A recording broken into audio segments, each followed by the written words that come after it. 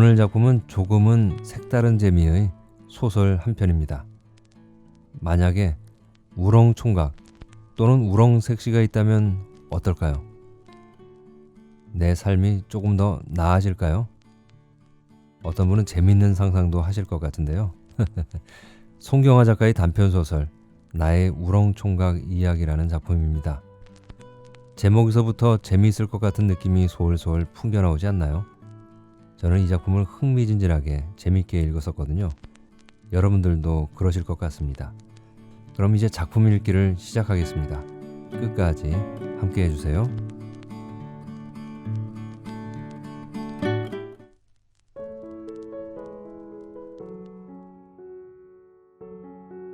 나의 우렁총각 이야기. 송경아. 우렁총각이라면 하나 갖고 싶지. 내가 돌봐야 하는 남편은 싫어. 화요일 낮 시간, 얇고 흰 레이스 커튼을 뚫고 들어온 봄 햇빛이 일산의 24평짜리 아파트의 하얀 벽에 민무늬를 그리는 것을 보면서 나는 말했다. 결혼 전에는 신촌과 홍대 앞 맥주집을 나와 함께 누비던 사촌 언니가 조카를 낳고부터는 엄마와 한 목소리로 결혼은 왜 안 하니? 요즘은 누구하고 연애하니? 하고 나를 들볶고 있는 것이 귀찮아서 그저 슬쩍 한 얘기였다. 그 말을 입 밖에 내기 전까지는 우렁총각을 갖고 싶다는 생각을 해본 적도 없었다.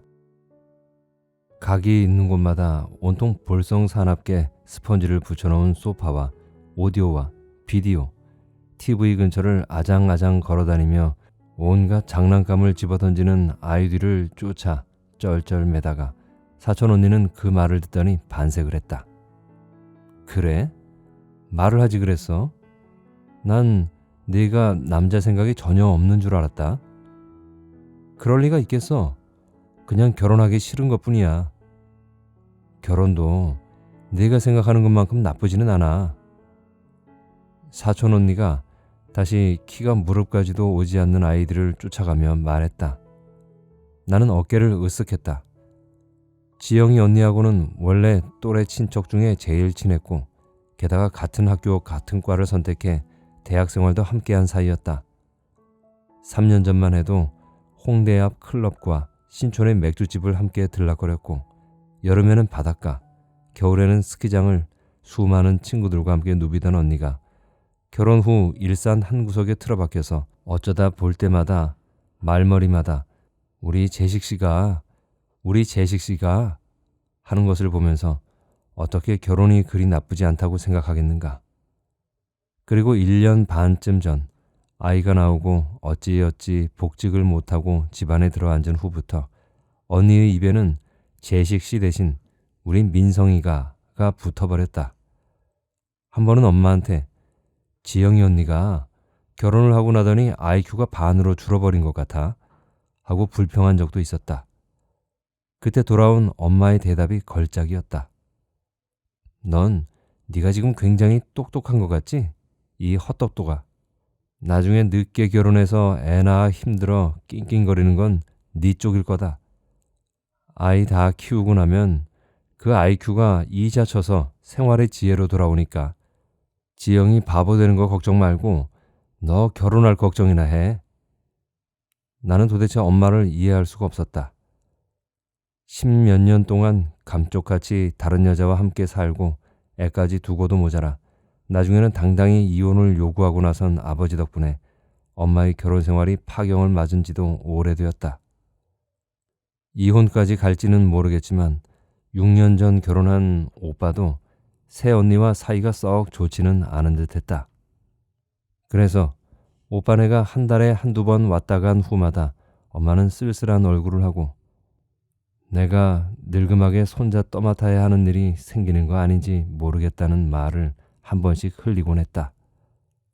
엄마 친구 자식들도 이혼한 사람들이 절반이라고 하고 이제 갓 30 들어선 내 주변에서도 25 전후에서 일찍 결혼한 친구들 중 아직까지 관계를 유지하고 있는 사람은 손에 꼽을 정도였다. 결혼은 100년 가약이 아니라 떠난 사람의 절반 이상이 실망하고 길을 되돌아오는 불편하고 지루한 관광 코스 같았다. 더구나 엄마는 그 길을 갔다가 실패한 사람이면서 꼭 나를 그 길로 보내고 싶은 것일까? 반면 내 입장에서 생각해보면 나는 결혼할 이유가 아무것도 없었다. 엄마가 그만둬야지 입에 연불처럼 달고 살면서도 계속하는 고등학교 앞 분식집에서 들어오는 돈으로 엄마 생활비 정도는 넉넉하게 충당이 되었고, 덕분에 나는 엄마를 부양하기 위해 애써 좋은 직장을 찾을 필요가 없었다. 게다가 이혼하고 재산 분할을 받은 후 운 좋게 시세보다 싼 값에 사두었던 강남의 아파트 2채가 천정부지로 오르는 바람에 엄마는 몇십억 정도의 자산을 갖고 있었다. 그렇다고 우리 생활 수준이 엄청나게 좋은 것은 아니었다. 엄마는 부동산 파는 사람은 바보다. 놔두면 오르는데 뭐하러 파냐고 입버릇처럼 말하면서 아파트를 꽉 쥐고 있었다. 그런 엄마의 사고방식 때문에 나는 특별히 엄마 돈 덕을 본 적이 없다. 하지만 엄마가 돌아가시면 그 재산이 다 어디로 가겠는가? 설마 오빠한테만 가려고? 운이 좋은 건지 나쁜 건지 대학을 졸업하고 딱히 취직할 마음 없이 좀 놀다 보니 어느덧 30 가까이 되어가고 있었다. 여행이라도 가고 싶으면 아르바이트로 돈을 벌고 엄마한테 지청구를 좀 먹어가면서 용돈도 받고, 나이가 이렇게 되다 보니 취직할 곳도 없었고 엄마도 내가 늦은 나이에 회사에 입사해서 훨씬 어린 아이들에게 치여가며 돈 버는 것은 바라지 않는다는 눈치였다. 지금 이대로라면 어영부영 영어 공부나 하면서 좋아하는 영화를 보고 게임을 하면서 언제까지라도 시간을 보낼 수 있을 것 같았다. 또 언제라도 내가 불러내서 놀 수 있고 심심하면 나한테 전화하는 친구들이 20-30명은 있었다. 결혼을 하면 이 친구들 중 상당수는 남자라는 이유만으로 포기해야 할 것이다. 선을 보거나 연애를 해서 결혼할 수는 있겠지만 마음에 드는 남자가 있다 해도 결혼한 친구들을 보니 결혼은 과연 그 사람 하나하고만 하는 것이 아니었다. 시댁이 잘나면 잘난 대로, 못나면 못난 대로 결혼한 친구들은 모두 시댁 스트레스를 겪고 살았다. 정말 나는 결혼할 이유가 없었다. 결혼은 안 한다니까? 나는 짜증스레 말했다. 아이는 무엇을 보았는지 깨악 소리를 지르더니 신나게 엉덩이를 뒤뚱거리며 걸어가다가 병 모퉁이에 이마를 부딪혀 뒤로 털썩 주저앉아 울음을 터뜨렸다. 언니는 황급히 아이를 안아올려 흔들었다. 오야, 호. 우리 민성이 착하다. 금방 안 아프지? 누가 다짜고짜 결혼부터 하래니? 내가 너랑 그렇게 놀았는데 너 연애했다는 얘기 한 번 못 들은 것 같아서 그렇지? 언니가 소식이 어두운 거지. 소시적에 다 있었다우. 언니 취직 공부하느라 정신없을 때. 나는 애써 명랑하게 말하면서 속으로 그렇게 힘들게 취직해서 지금 뭐 하는 거야? 하고 덧붙였다. 물론 언니가 지금 생활에 만족하고 있다는 것. 아이를 맡기고 직장에 나가야 하는 처지라면 더 힘들리라는 것은 알고 있었다. 하지만 전공 선택을 한 다음에는 어찌저찌 졸업할 정도만 공부했던 나와는 달리 언니는 놀 만큼 놀면서도 자기 조절을 잘해 학점이 좋고 성실했다. 교수님도 저 친구가 공부를 계속했으면 하고 탐냈던 학생이었다. 모두들 언니가 뭔가 큰일을 해낼 줄 알았다. 언니가 어느 날 과 친구들과 함께 한 술자리에서 내 꿈은 현모양처야 하고 말했을 때 아무도 그게 진담이라고 생각하지 않았다. 나조차도. 내 연애 이야기, 그건 또 다른 얘기였다. 대학교 1, 2학년 때 연애를 하긴 했지만 한 번은 쓰디쓴 시련으로, 한 번은 나와 같은 학부, 같은 학번이었던 상대에 대한 실망으로 변해버렸다. 대단한 파경이나 사건이 있던 것도 아니었다. 그저 나는 점점 상대에게 많은 것을 바라게 되는데 상대는 언제까지나 그 자리에 머물러 있을 것처럼 보인다는 흔하디 흔한 문제였다. 마침내 2학년 여름방학 때 끝내자고 말해버렸고 개강 후 본 그 애는 얼굴이 반쪽이 되어 있었다. 우리는 한 학기 내내 서로 껄끄러워하며 피해 다녔다. 싸우지도 않은 둘을 다른 아이들이 화해시키려고 노력하는 것은 부담스럽게 짝이 없었다. 아마 그때 그 어색하던 한 학기 동안의 시간에 나는 또렷이 배웠던 것 같다. 어떤 종류의 인간관계는 너무 깊이 손을 들이밀지 않는 것이 좋다는 걸. 어떨 때는 사람과 사이의 공간을 스치며 차갑고 단단하게 날아가는 우주선의 궤도들이 서로 융합하는 핵보다 더 안정적이고 분명할 수 있다는 것을. 시계를 보았다. 벌써 5시가 가까워져 가고 있었다. 나는 일어서며 주섬주섬 핸드백을 챙겼다. 언니, 나 갈래.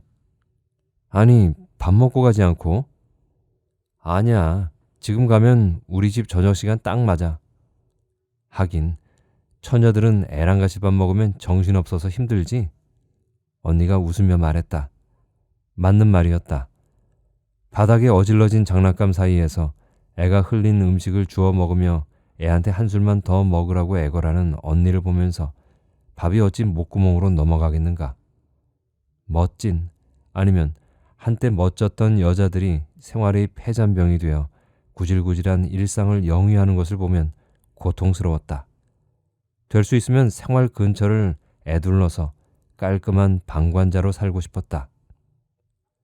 언니가 빠져있는 생활의 구덩이에서 도망치듯 나는 현관에 나가 신을 신었다. 언니가 한 팔에 조카를 안고 나와 이모 간다, 손 흔들어 하며 작은 손을 쥐고 흔들어댔다. 나는 억지 웃음을 지으며 조카에게 마주 손을 흔들어 주었다. 언니가 밝은 얼굴로 말했다. 우렁총각 갖고 싶단 말이지? 내 생일 선물인 셈치고 첫 달 할부금 내줄게. 마침 요즘 특가 할인이라던데. 아니, 언니 관두셔. 나 그거 할부비 내기 어려워. 언니도 형부랑 민성이 때문에 돈 들어갈 때도 많을 텐데 뭘. 애기 때문에 어디 한번 나가는 것도 쩔쩔매면서 뭘 그것 때문에 또 신경 써? 아니야, 얘. 옛날에나 사기 어려웠지. 요즘은 홈쇼핑에서 10개월 무이자 할부로 팔더라. 써보고 마음에 들지 않으면 반품하면 되잖아. 너 졸업 선물도 못 해줬는데 한번 크게 쓰지 뭐. 작별 인사를 하고 나가면서 나는 현관 거울을 흘끗 보았다. 엊그제 한 매직 스트레이트 퍼머 기운이 역력한 어깨선 너머까지 오는 생머리를 엷은 보랏빛 슈슈로 묶은 둥근 눈의 여자가 세월이 조금씩 묻어나기 시작하는 얼굴을 하고 나를 흘끗 노려보았다. 활짝 웃으면 아직 귀염성이 있을 얼굴. 그러나 쉽사리 곁을 주지 않을 차돌맹이처럼 야물딱진 20대 후반 아가씨의 표정이었다. 재빨리 속으로 점수를 매겼다. 90점. 나쁘지 않은 점수여서 흐뭇했지만 막상 무엇을 위한 점수인지는 잘 알 수 없었다. 이소연 씨 댁이죠?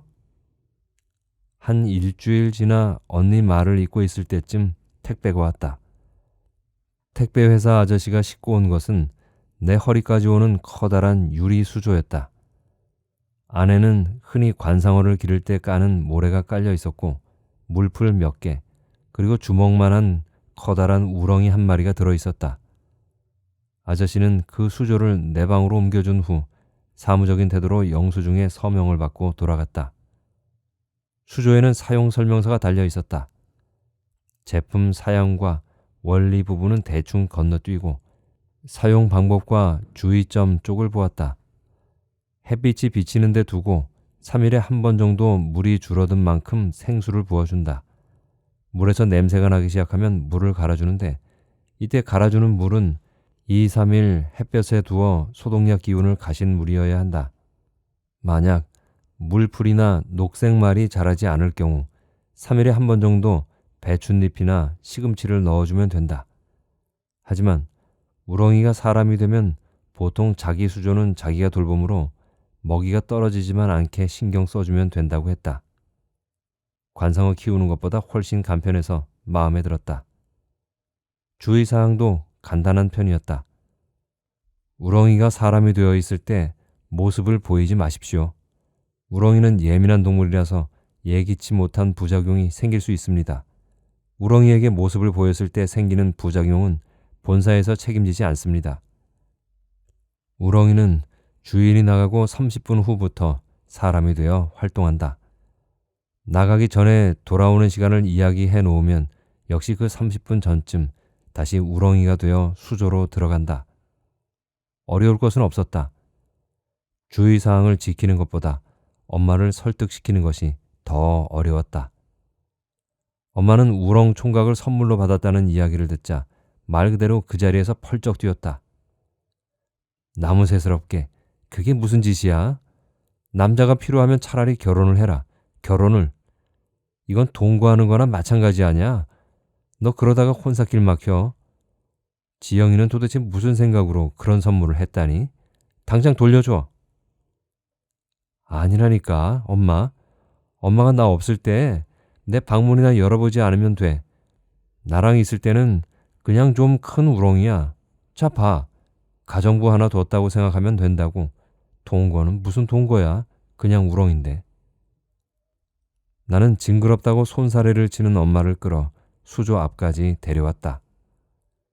햇빛이 비쳐 들어오는 수조의 유리벽에 반짝이는 점액기를 내면서 너무나 우렁이답게 기어다니고 있는 우렁이를 보자 엄마는 약간 안심이 되는 표정을 지었지만 찜찜하다는 기분은 여전한 모양이었다. 얘, 그래도 그냥 돌려주면 안 되니? 나중에 이거 냄새 난다. 냄새 안 나. 자기가 다 치운대. 그리고 지영이 언니가 이거 통 크게 한번 쏜 거야. 한 번 할부만 30만 원 넘어간다고. 어차피 엄마는 청소하기 싫어하고 나도 그렇게 부지런한 편은 아니잖아. 그냥 두고 살면 안 돼? 나는 엄마의 약점을 찔렀다. 60대가 다 되어가는 엄마 또래의 여자들에게 청소나 집안일, 살림은 선택의 여지가 없는 절대적 지상 명제인 것일까? 하기 싫어하면서도 서툴면서도 심지어 분식집 일로 바빠서 할 시간이 없으면서도 엄마는 집에만 돌아오면 청소를 하고 빨래를 하려고 했다. 그 결과 당연히 일요일이 되면 아구아구 비명을 지르며 찜질방에 가서 하루 종일 누웠다 오곤 했다. 나도 거든다고 거들긴 했지만 내가 설거지를 하고 걸레질을 하는 서툰 솜씨가 엄마 눈에 찰 리 없었다. 엄마는 과연 우렁이가 집안일을 잘할까 의심스러워하는 눈치를 보이면서도 일단 아무 말도 않고 입을 다물었다. 만약을 대비해 엄마가 분식집을 닫은 9시에 사람이 들어온다고 우렁이에게 이야기해 주었다. 그러면 엄마가 조금 일찍 들어온다 해도 우렁이와 마주칠 일은 없을 것이다.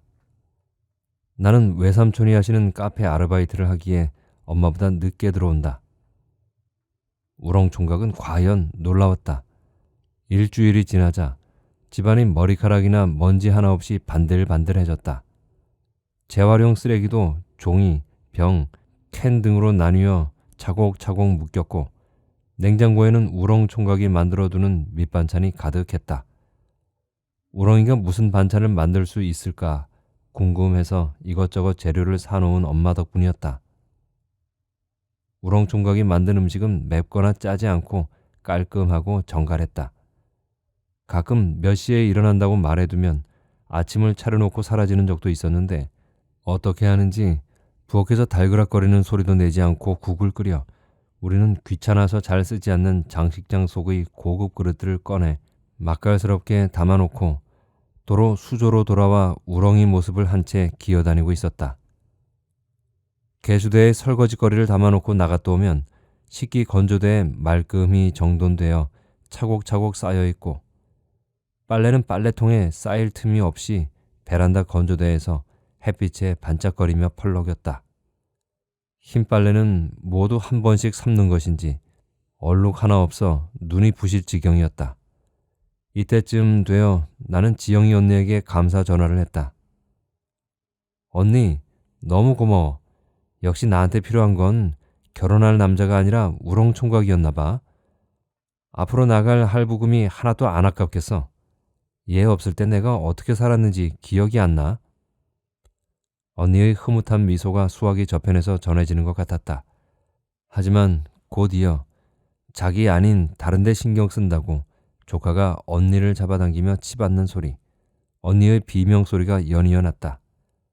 나는 황급히 말을 이었다. 그런데 왜 사람들이 우렁총각을 많이 안 쓰는 걸까? 이렇게 편한데. 아무래도 결혼하면 남자들은 싫어해. 내가 쓴다고 하면 우리 재식 씨는 펄쩍 뛸걸? 또 애들 있는 집에서는 우렁이가 사람이 되어 있을 때 보지 않을 수가 없잖아.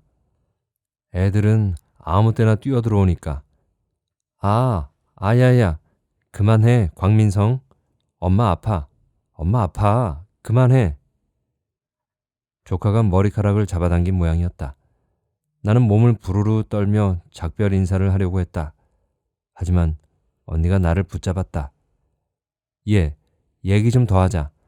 요즘 하루 종일 민성이만 보고 민성이 수준에 맞춰서 어린이 TV 노래 불러주고 놀려니까 너무 힘들다.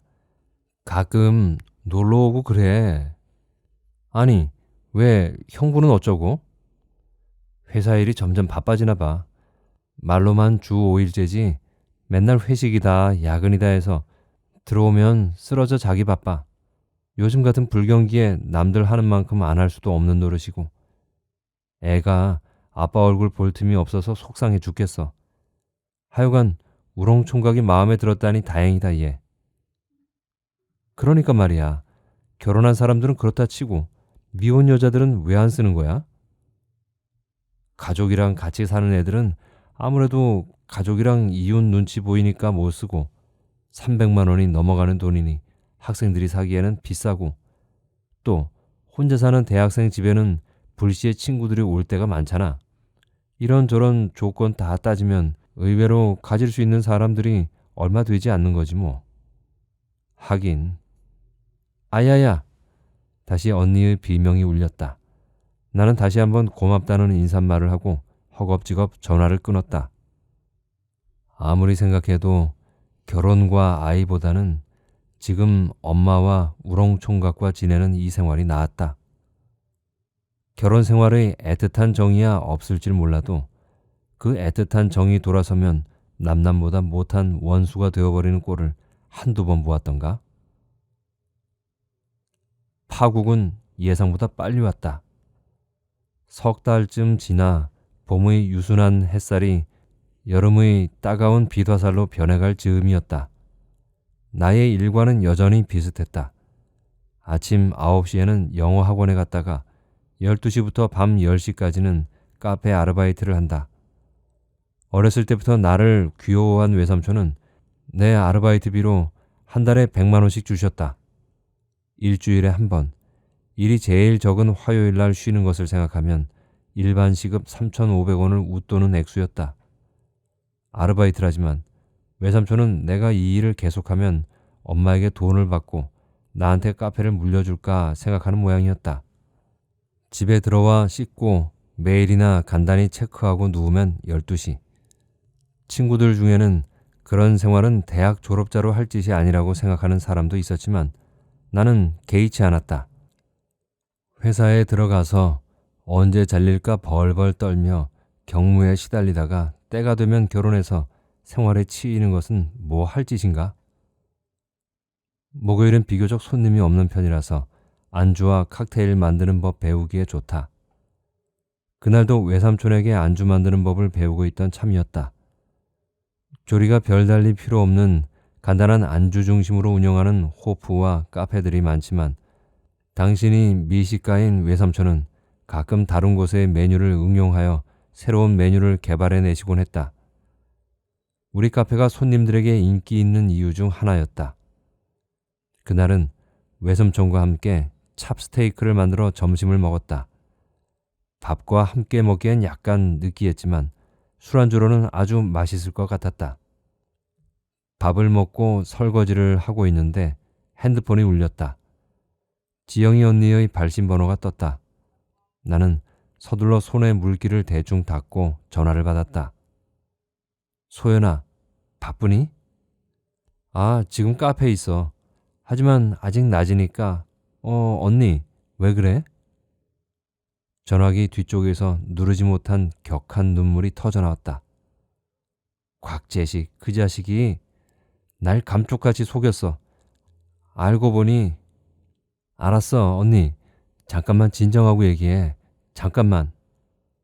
나는 잠시 수화기를 귀에서 떼고 한숨을 쉬며 수건에 마저 손을 닦았다. 어쩐지 아주 많이 들은 이야기가 되풀이될 것 같았다. 결국 나는 그날 저녁 외삼촌께 허락을 구하고 신촌의 호프집에서 언니와 마주 앉았다.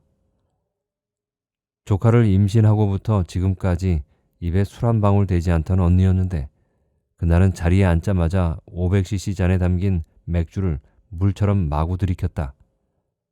보다 못한 내가 언니 손을 잡아 제지할 정도였다. 이런다고 뭐가 해결돼? 정신 좀 차려. 미안해, 소연아.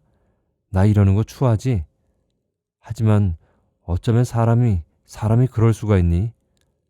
알고 보니까 내가 민성이 배고 있을 때부터 노란하기 시작한 거 있지? 어쩌면 자기 자식이 뱃속에 있는데 인두껍을 쓰고.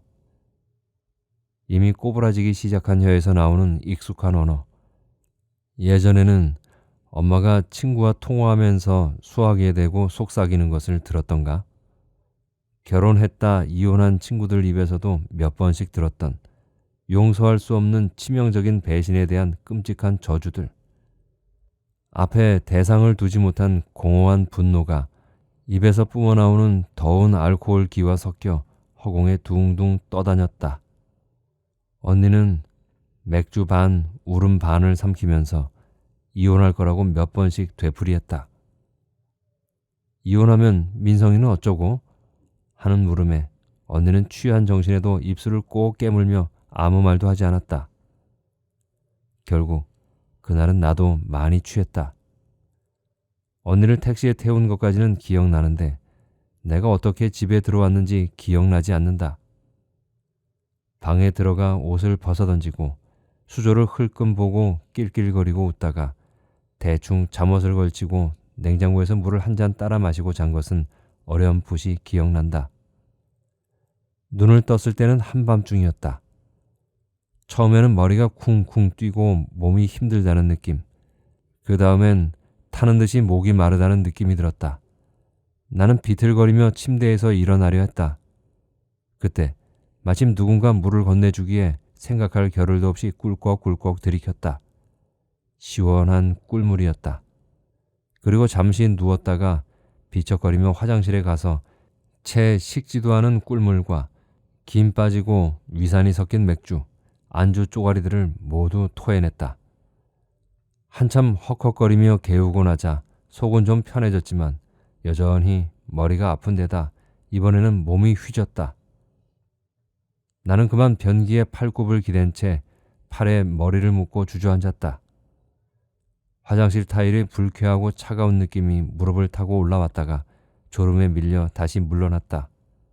나는 아마 그러고 꿈뻑꿈뻑 졸았던 것 같다. 그렇게 얼마나 있었는지 모르지만 어느 순간 강인하고 따스한 팔이 내 겨드랑이에 들어와 가볍게 몸을 들어 올렸다. 이어 물에 적신 타올이 다가와 입가를 닦아주었다. 고마워. 쉿. 괜찮아요. 돌아가서 자요. 낮고 굵은 목소리가 부드럽게 속삭였다. 그의 첫인상은 그렇게 파편적으로 다가왔다. 강인한 팔, 낮은 목소리, 그리고 푸근한 어깨.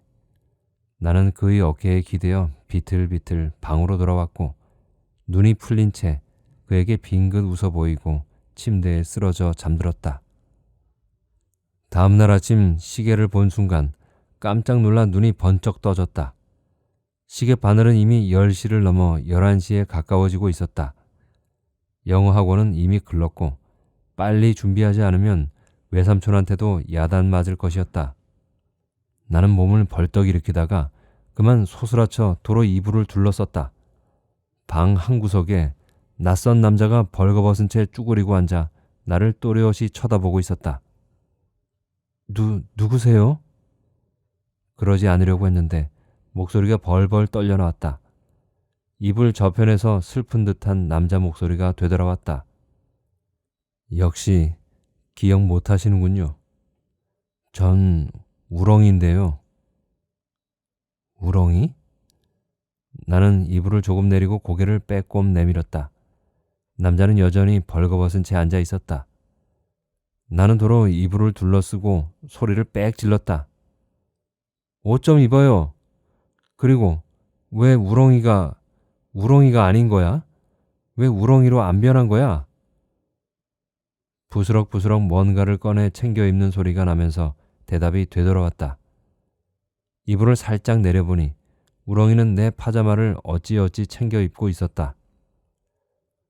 우렁이가 변해서 된 남자의 어깨 위에서 나에게는 헐렁했던 파자마가 꽉 끼어 험하게 우글쭈글해졌다. 어젯밤에 소연 씨가 절 보셨잖아요. 이제 소연 씨 앞에서는 우렁이로 변하지 않아도 돼요. 내가 언제 봤다고? 아, 숙취로 산산조각이 난 기억의 파편들이 의식의 수면 위에 어렴풋이 어른거렸다. 나도 모르게 입안을 꼭 깨물었다. 그건 분명히 내 잘못이 아니다. 하지만 또 누구 잘못이람? 우렁이 잘못도 아니다. 우렁이는 늘 하듯이 새벽에 사람으로 변해 아침을 지어놓고 내가 취했으니 꿀물을 타놓으려고 했을 것이다. 하여간 일은 저질러지고 만 것이다. 그날 아침 계속해서 이야기를 하자는 우렁이의 간청을 물리치고 어떻게 씻고 뛰어나갔는지 모르겠다. 숙취와 혼란에 시달리면서 간신히 10시까지 근무를 마치고 밤에 들어오기 전 할인점에서 싸구려 티셔츠와 청바지 2벌, 남자 트렁크스 팬티와 러닝을 사면서 혼자 겸연쩍어져서 계산대 쪽으로 눈을 차마 돌리지 못했던 것은 확실한데 우렁이 총각을 본 부작용이 다른 사람에게도 그렇게 나타나는지 아니면 나한테만 그런 방식으로 나타난 것인지는 잘 모르겠다. 처음에는 그다지 다를 것이 없었다. 내가 나가는 시간과 엄마가 나가는 시간을 비슷하게 잡으면 우렁이는 사람으로 변하지 못했다. 내 앞을 제외하고는 사람으로 변하지 못하는 모양이었다. 들어올 때도 마찬가지였다. 엄마보다 내가 늦게 들어와 재빨리 씻고 자버리면 그만이었다. 그렇게 한 달여가 지나가자 나는 그날 밤 내가 본 게 꿈인가 생시인가 싶었다. 엄마가 여행만 가지 않았다면 어쩌면 그렇게 계속 갔을지도 모른다. 엄마가 중학교 동창들과 함께 보름 동안 뉴질랜드 여행을 간다고 했을 때도 처음에는 우렁이 생각이 떠오르지 않았다. 이제 보이지 않는 우렁이는 우리 집의 일상이었고 35만 원씩 꼬박꼬박 저금 통장에서 나가는 것도 슬슬 그러려니 싶을 때였다. 적어도 엄마와 내 의견으로는 우렁이는 가격보다 훨씬 효용이 높았다. 그래도 엄마는 여전히 나무새스럽다는 생각을 떨치지 못했는지 오빠네한테 비밀로 할 뿐만 아니라 오빠네가 올 때면 우렁이가 나오지 못하게 꼭꼭 주의를 주어놓곤 했다. 우렁이가 정성스레 챙겨놓은 짐을 들고 인천공항으로 떠나면서도 엄마는 새삼스레 걱정이 이만저만 아니었다.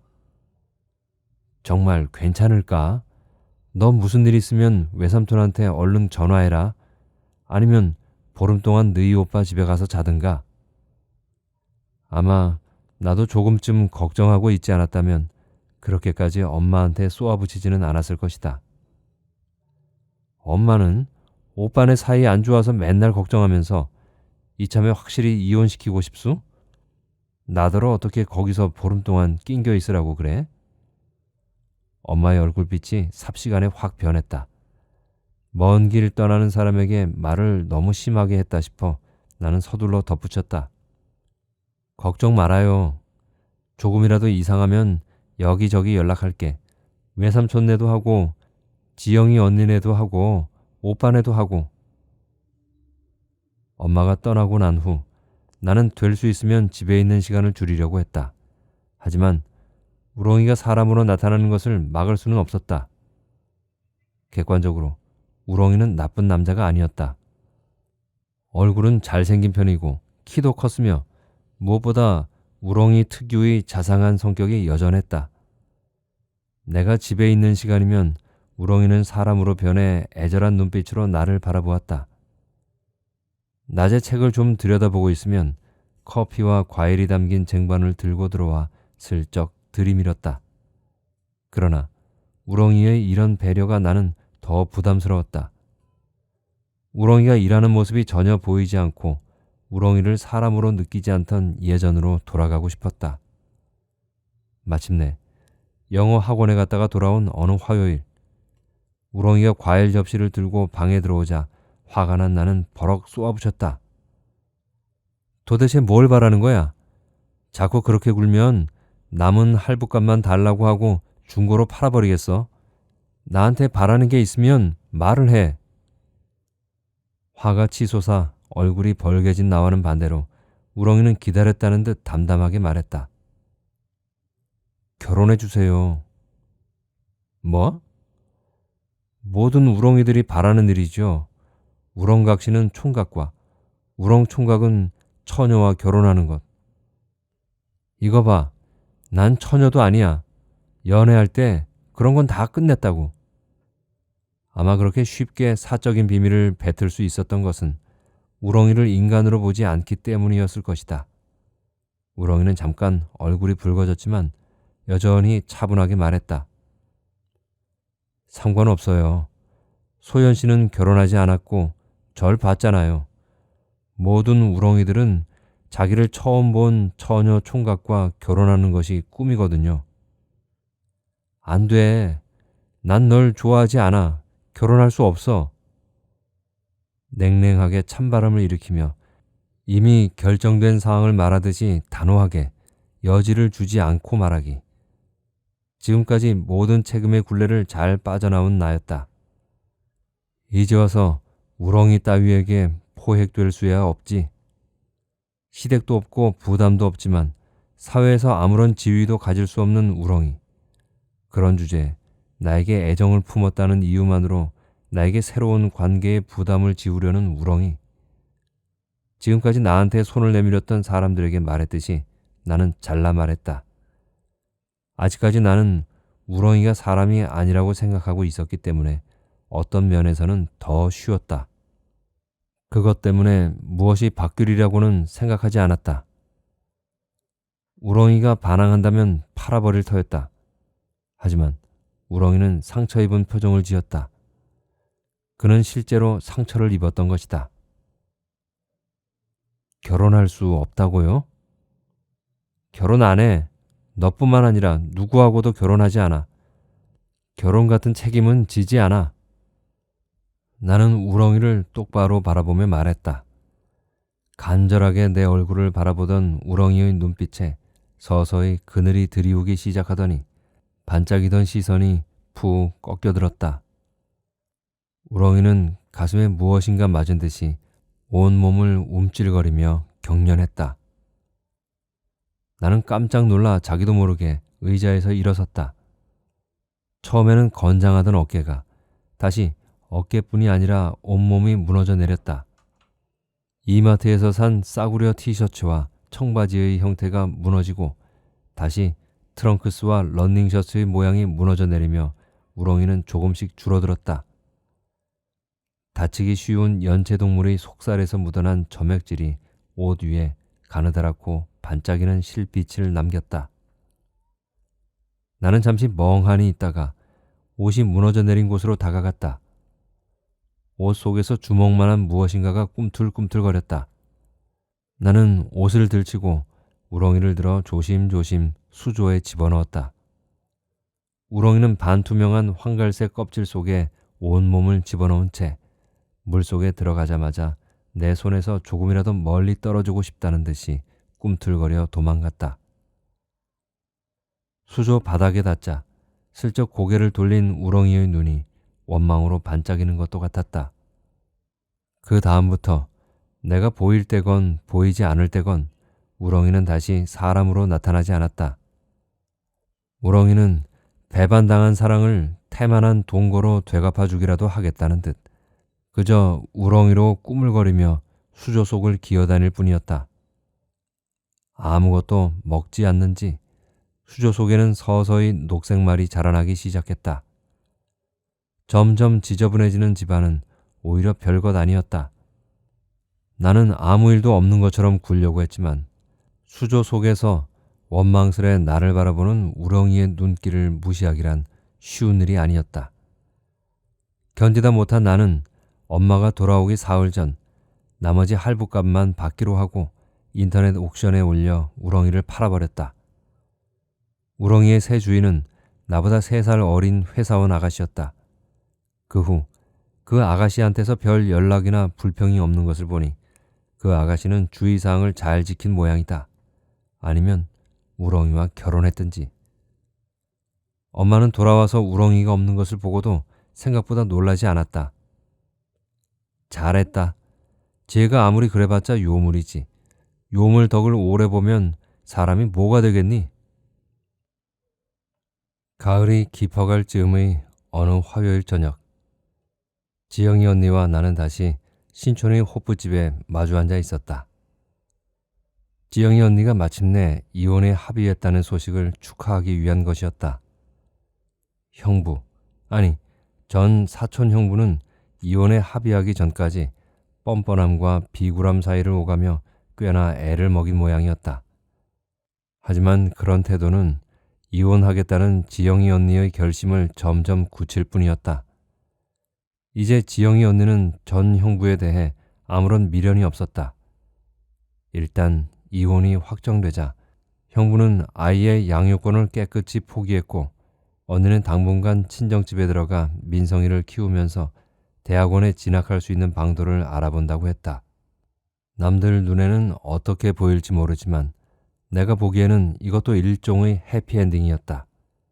비록 상처를 입었지만 언니는 예뻐하던 아이를 얻었고 공부를 계속하고 지저분하게 자기를 속인 남자를 떨곤 했다.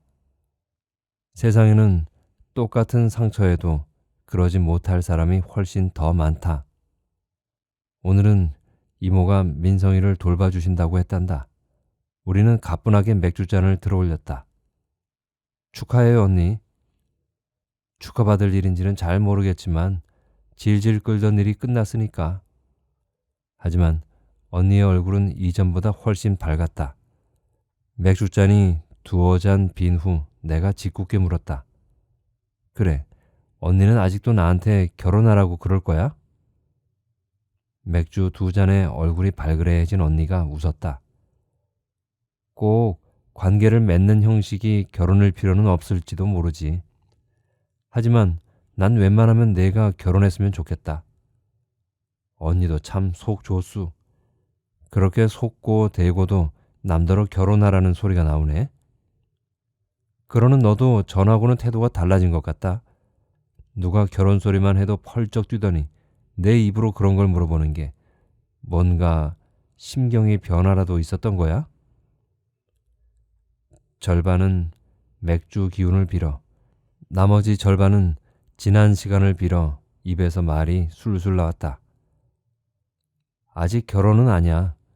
결혼은 아닌데 세상하고 관계를 조금 바꿔보긴 해야 할 것 같아. 내가 근 일주일을 우렁이를 등 뒤에 두고 지냈잖아. 아무리 사람 형상이 아니라도 일주일 동안 원망의 눈빛이 등 뒤에서 번쩍거리는데 그거 참 못할 짓이더라. 그런데 그러면서 이런 생각이 드는 거야. 내가 책임질 수 있고 책임져야 하는 관계를 계속 피해 다닌다면 늘 이 모양 이 꼴이 아닐까. 항상 제로 상태인 것과 주는 것과 받는 것이 플러스 마이너스 제로 상태를 이루는 게 정말 같은 것일까? 어쩌면 상처를 주거나 받더라도 생활이라는 구덩이에 빠져야만 얻을 수 있는 게 아닐까? 어이구, 철들었네. 또 있다우. 난 심지어 우렁이의 원망의 눈초리가 내가 응당해야 할 일을 남한테 미룬 사람이 받는 업보가 아닐까 하는 생각도 했어. 내가 먹고 자고 싸면서 나오는 것들은 기본적으로 내가 어떻게든 책임져 보려고 해야 하는 것인데 그걸 남한테 미루려면 돈뿐 아니라 감정까지도 오가는 것을 허용해야 하는 게 아닐까. 물론 우렁이가 나한테 결혼하자고 한 건 오바였지. 하지만 돈을 냈으니 서비스를 받으면 끝이라고 생각하는 것도 어쩌면 그 못지않은 오버일 수도 있는 것 같아서 어쩐 일인지 언니가 제법이라는 눈길로 쳐다보는 것이 그리 기분 나쁘지 않았다. 말을 마친 나는 맥주잔을 다시 들려고 했다. 그때 스피커에서 커다란 음악 소리가 울려 나왔다. 꽝, 꽝꽝, 꽝꽝, 꽝꽝. Congratulation. 홀 맞은편 넓은 자리에서 환호성이 울려 나오고 폭죽 소리가 터졌다. 늘 듣기 싫어하던 소리였지만 지금은 그리 기분 나쁘지 않았다. 언니와 나는 누가 먼저라 할 것 없이 싱긋 웃으며 맥주잔을 들었다. 언니의 속 시원한 이혼을 축하하오. 우렁이를 위하여, 소연이의 다음 애인을 위하여.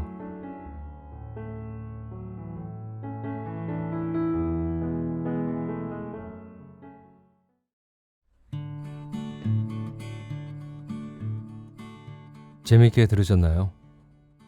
정말로 우렁이 총각, 처녀가 있으면 얼마나 좋을까 하는 상상의 나래를 펼치며 흥미롭게 읽은 작품입니다. 소설은 소현의 결혼관과 인간관계에 대한 거부감을 조금은 희망적인 시선으로 바꾸어 놓는 존재로서 우렁이 총각을 등장시켰는데요. 실제로 이런 우렁이 총각은 없지요. 그런데 왠지 존재를 믿고 싶어졌습니다. 어디 홈쇼핑에 전화를 걸어 주문하면 다음날 바로 수조와 함께 큼지막한 우렁이가 올 것만 같은 이런 생각들을 하시는 분들도 계실 것 같아요. 소현의 결혼 거부감은 그녀의 가족사와 주위 이혼한 친구들에 의해 거의 굳어진 생각인데요. 그런데 신기한 건 결혼을 했다가 이혼을 한 사람들이 소연에게 결혼을 적극 말려야 할 것 같은데 그렇진 않습니다.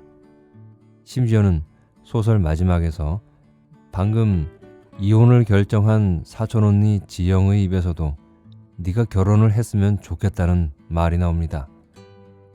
소연은 아마 이해하기 힘들었을 거예요. 상처를 입고 이혼을 했으면 결혼이란 말을 입에 올리기도 싫을 것 같은데 소연에게는 적극 추천을 하고 있으니 말입니다.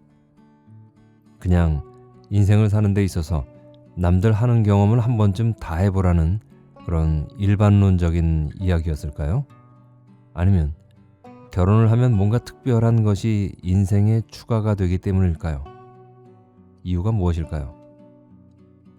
지영이와 엄마가 그렇게 소현에게 결혼을 하라고 하는 것에 대한 이유를 우렁총각과의 사건을 겪으면서 소현 자신이 스스로 답을 찾아내고 있는 것 같습니다. 책임져야 하는 관계가 부담스러워 계속 피해 다닌다면 늘 제자리 인생일 것입니다. 늘 항상 제로 상태인 것과 다른 사람들과 주고받으면서 플러스 마이너스로 제로 상태를 만드는 것이 같지 않다는 것을 깨달은 것입니다. 그것은 상처를 주고받더라도 실생활이라는 구덩이에 빠져야만 얻을 수 있는 것이라는 것이죠. 이것이 작가가 소현의 입을 통해 오늘날 상처받는 관계가 두려워서 자꾸만 자기 내부로만 숨어들려고 하는 모든 사람들에게 해주고 싶은 이야기일 것입니다. 저는 이 말에 정말 공감이 되었는데요. 저도 비슷하게 생각하거든요. 앞으로 나아가고자 한다면 앞에 무엇이 있든 두려워 떨지만 말고 조금씩이라도 발을 내딛어야 한다고요. 넘어지고 다치더라도 그건 그것대로 얻는 것이 있을 것이라는 믿음이 있습니다. 아프리카 벌판에 선 사자에게 아무도 고기를 던져주지 않지요. 스스로 먹이를 찾아다니고 잡아먹어야 생명을 이어갈 수 있듯이 인간도 마찬가지인 것 같습니다. 세상에 뛰어들지 않으면 세상에서 얻을 것도 없다는 것은 세상의 당연한 이치입니다. 그 야생의 삶이 나의 한 번뿐인 삶을 더 가치 있게 만들게 될 것이라고 저는 생각합니다. 얘기를 하다 보니 저도 좀 오버를 했네요. 아무튼 현실과 환상을 잘 버무려서 상당히 설득력 있고 흥미있게 이야기를 잘 들려준 작가에게 저는 박수를 보냅니다. 근데 저도 우렁총각, 아니 우렁색시를 주문하고 싶은데 혹시 어디로 연락하면 되는지 아시는 분 계신가요? 네, 지금까지 송경아 작가의 나의 우렁총각 이야기를 읽어드렸습니다. 다음에도 재미있는 작품으로 다시 만날 것을 약속드리며 그때까지 행복하세요.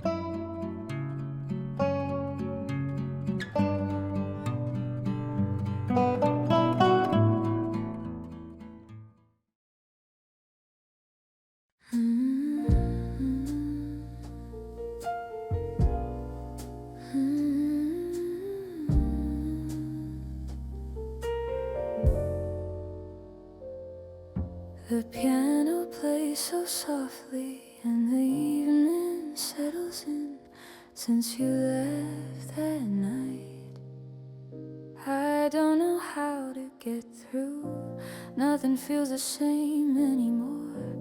Why does this night feel so long? Even when I close my eyes, you're still there in my mind for no reason at all. It's always you. All the things I never said, they linger in my heart. Why couldn't I say them then? Don't know why you always come to mind for no reason at all. It's always you. When this night is over, will I see you again? Why do I miss you this much tonight?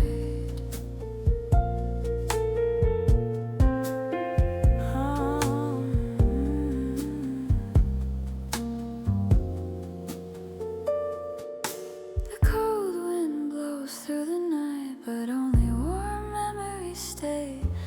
That place where we used to sit still holds on to your warmth like a cup of tea, slowly cooling through the night.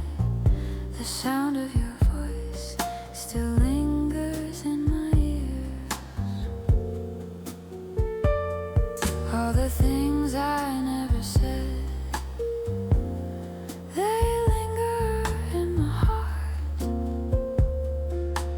Why couldn't I say them then? Don't know why you always come to mind for no reason at all. It's always you. When this night is over, will I see you again? Why do I miss you this much tonight? It's always you. Why is it you in this empty night? All I hear is the piano, and somewhere between the notes you slip back into my mind. Don't know why you always come to mind for no reason at all. It's always you all through this night. It's only you.